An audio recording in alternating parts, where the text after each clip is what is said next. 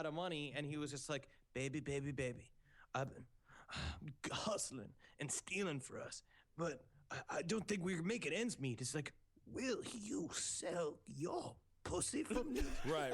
She was like, sure thing, Charlie.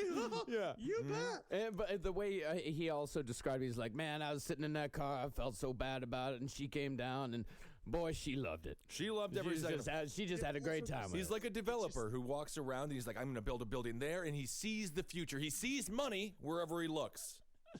Also, it's also Charles Manson's fucking perspective. Yeah. That, like, the women just loved it. That the women were so happy to be prostitutes. They were crying and crying and crying. They must have loved it. So he unfortunately transported some girls across state lines to take them to some conventions. So he's conventions? Were they going to Comic-Con? Yeah, what were they? Conventions. Yeah, it's like the fucking Republican National Convention. Remember when it came to New York and there was a flood of prostitutes in the town? Oh, okay. That's what he was remember, doing. Ben. I remember, yeah. I was one of the prostitutes. So Charlie, he goes down to Mexico City where he says he partied and mingled with bullfighters who taught him how to use a cape and a sword.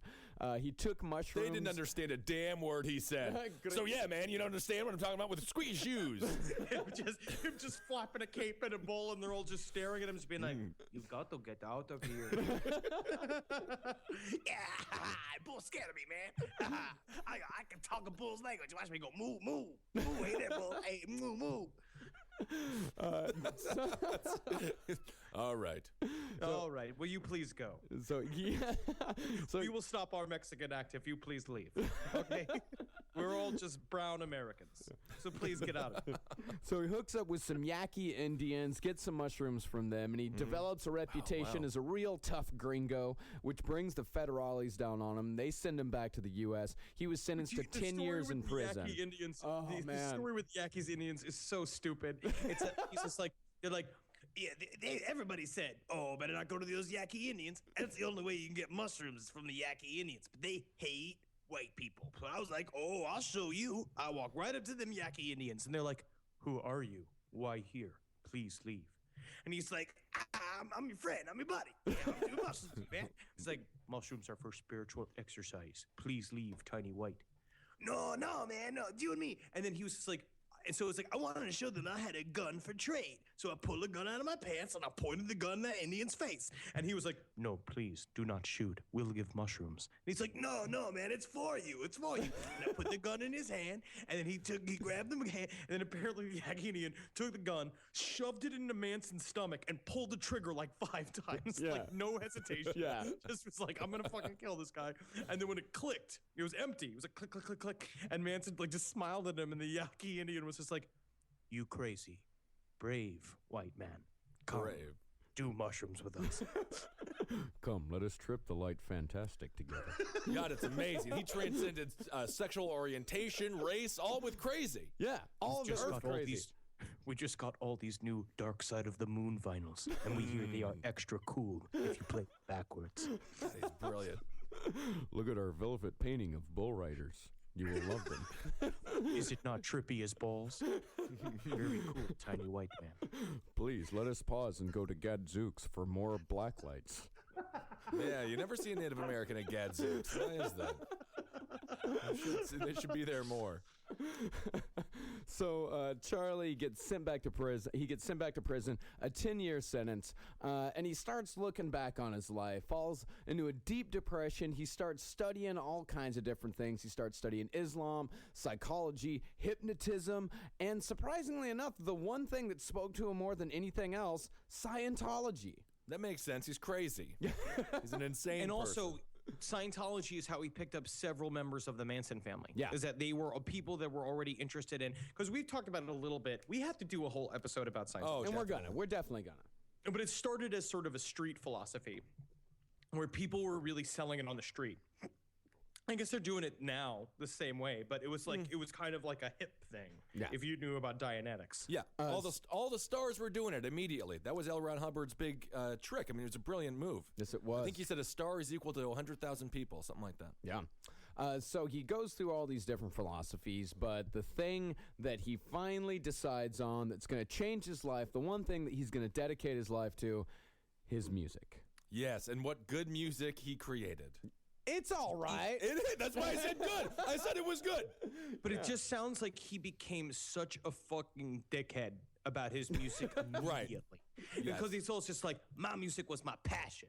I played music everywhere I went. I didn't care what people said. I showed them my music. As soon as I met them, I was like, oh, you got to hear me play the guitar. And can then you imagine being dragged into a cell with Charles Manson, baby Charles Manson, just staring at you as he plays the fucking guitar, and you have to go like, it's good. You gotta go like that, too. Otherwise, you are dead. Yeah.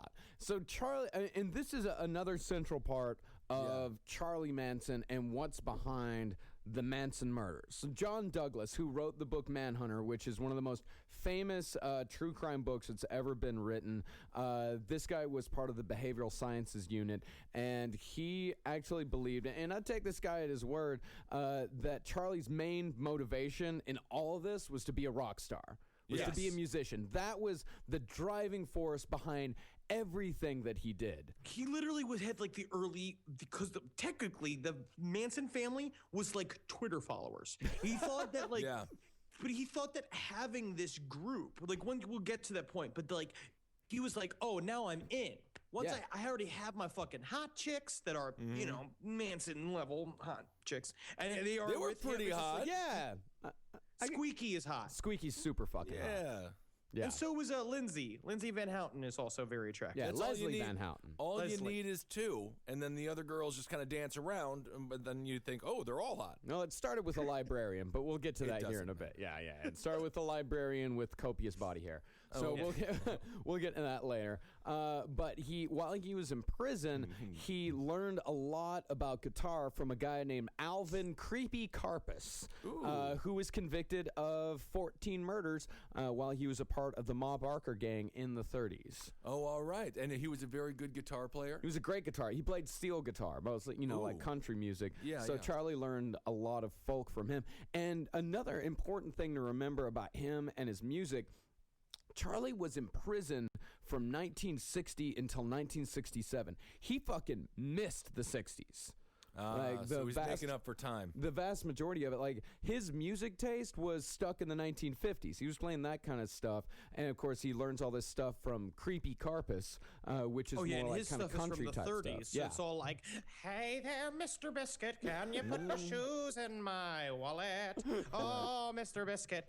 It's like all the worst songs. At least it wasn't like the 20s, because there's no way you can get all those tubas and all those other big band music instruments in there. No, that's tough. The guitar's a perfect prison instrument. Yeah, it really is. Yeah, it's not as annoying as the harmonica. Oh, no. I always had to play that, what was that thing called there? Not the flute, the white trash flute. The recorder? The recorder. God damn, 330-pound Ben Kissel with a tiny, tiny recorder. You can leave now, Ben. Okay, thank you. I'll never learn the recorder. Smashes the recorder. I did smash it. So in June of 66, he was transferred back to Terminal Island. And Terminal Island at this point, a lot of this is a time of, Johnny Cash live at Folsom Prison. This was a time when musicians would regularly go to prisons to try out new material and to try out new band members. Right. This happened quite a bit, and this happened up until this was still going on in the 80s or in the 70s. If you watch this great documentary called Heart-Worn Highways, you see David Allan Coe going to a prison to play for all of these guys, and of course, all of his friends that he was previously in prison with. He did know a couple guys he was playing with. I'm sure he did. Yeah, he So Manson was probably just like, they're all coming to me. Yeah, I'm the smart one. I'm already here. He legitimately thought that. He was just like, this is the best place for me, man. Yeah. Coming through here, it's like nothing. No, definitely what they want to hire is a 5'4", like tiny, wiry, crazy-eyed man who's crazed by the fucking steel guitar. So 7 years after Charlie got there, they released him from prison. Only problem was Charlie didn't want to go. Like he wanted to stay in prison. He asked them, like, "Can I stay?